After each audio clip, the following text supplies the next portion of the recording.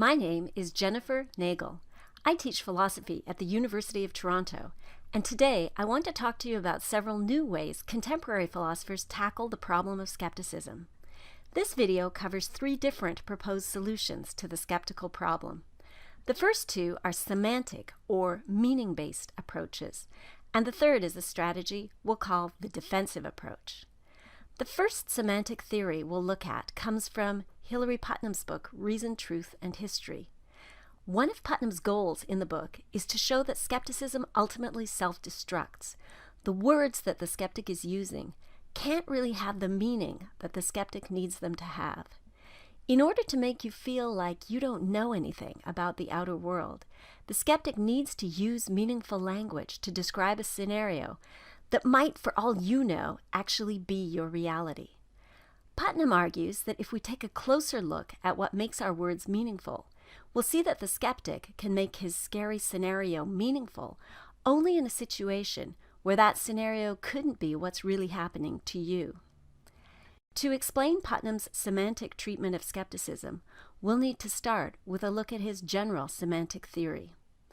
Putnam is an advocate of a position known as Semantic Externalism, described in more detail in the Wi-Fi video on meaning and language.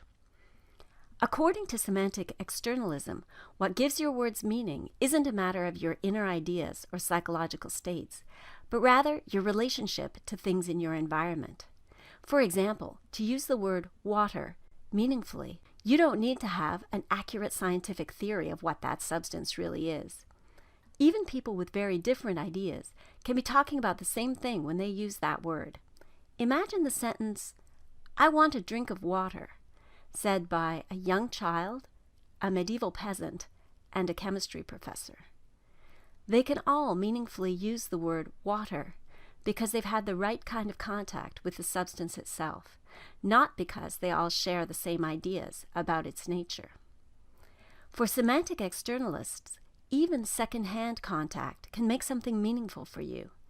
You may not have been to Mount Everest yourself, but if you've seen photographs and heard stories from people who have been in contact with the mountain, then the expression Mount Everest can have meaning for you. Let's think about the skeptic's brain in a vat hypothesis, assuming for a minute that we're in the ordinary physical world of common sense.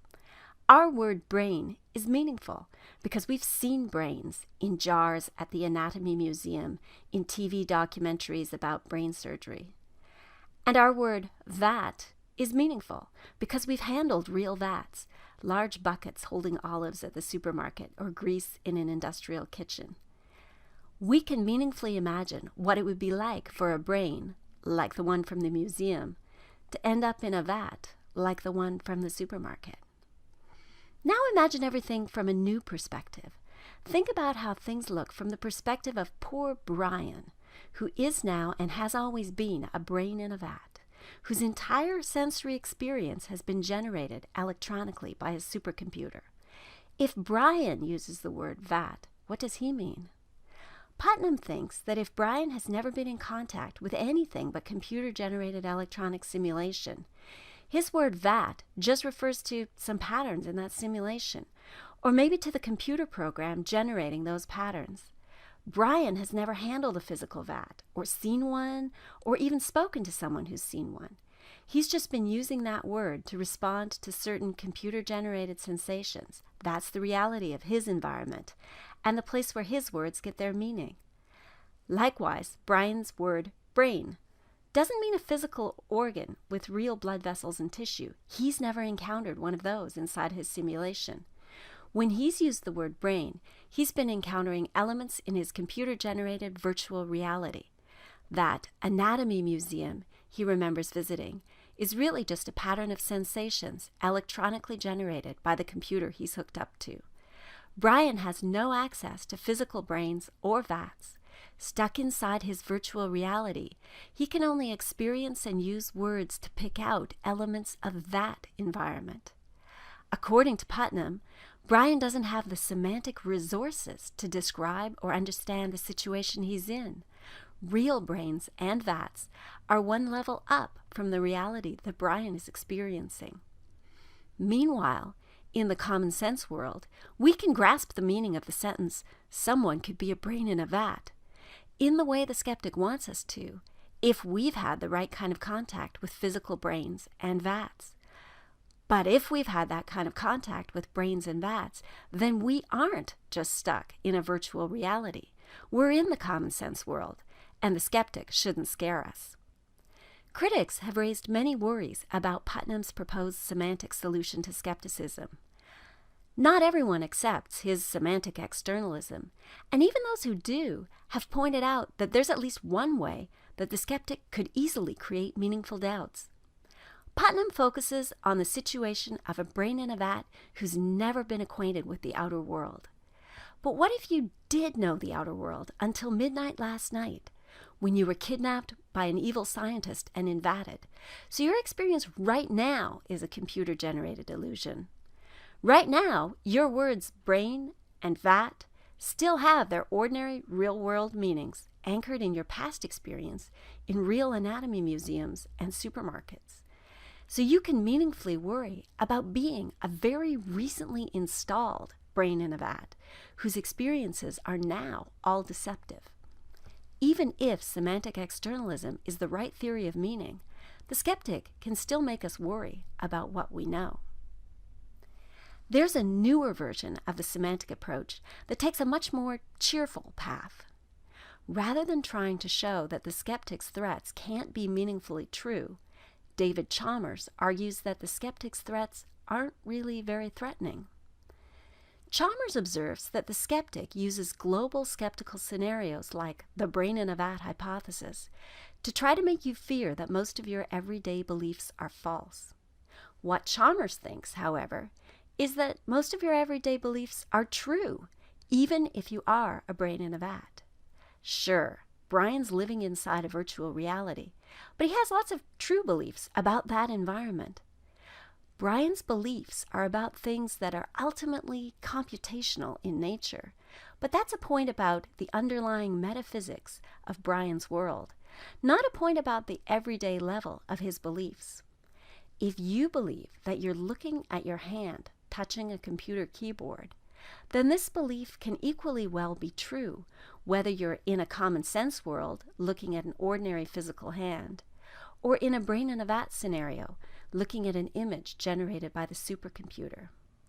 In the brain in a vat scenario, your word hand means something that people outside the vat would call a virtual hand or a simulated hand. But it's the only kind of hand you're acquainted with, and it's what you mean by the word hand. When you say, "My hand is on the keyboard," you've said something true about your reality. Discovering that reality is ultimately a big computer simulation is a bit like discovering that string theory is true. Maybe reality is weirder than we originally thought it was, but such discoveries don't undermine all our everyday knowledge.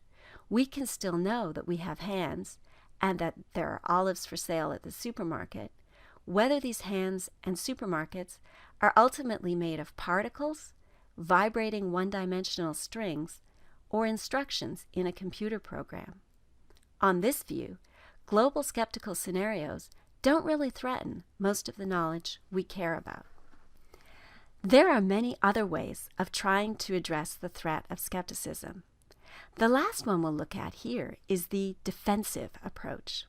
This approach starts by recognizing that the skeptic is a very tricky opponent. Ordinarily, when we try to persuade people of something, we try to build an argument starting from premises they will accept. If the committed skeptic is going to raise doubts about all possible premises, then he'll be hard to attack.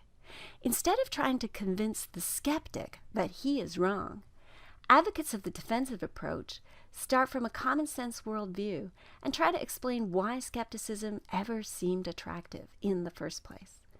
Perhaps there's something wrong with some of the natural intuitions that made skepticism seem appealing. And if we can explain what is wrong, we can resist the appeal. Timъti Uilямsъn suggests that skepticism can seem appealing because it's anchored in a generally helpful ability of ours. Our ability to suspend judgment and double-check our thinking on any given point is like a cognitive immunity system. It can increase our confidence in things we've figured out well, while helping us purge inconsistencies and mistakes.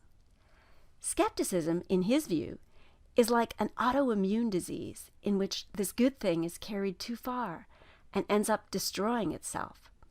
If we suspend judgment on too many points all at once, then we won't have the resources we need to figure out what's worth holding on to.